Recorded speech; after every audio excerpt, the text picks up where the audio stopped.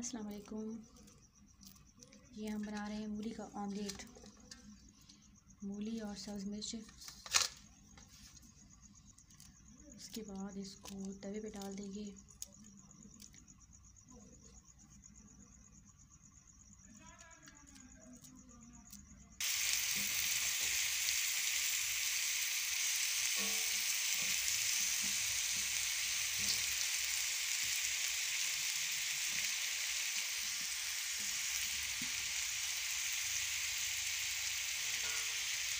इसको अब हमने तवे पे डाल दिया है।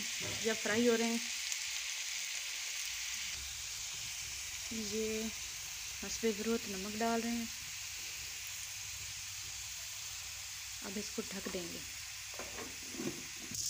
ये इसमें अब हरा धनिया ऐड कर दिया है। बस ये अब पकने वाले हैं, 2 मिनट रह गए हैं।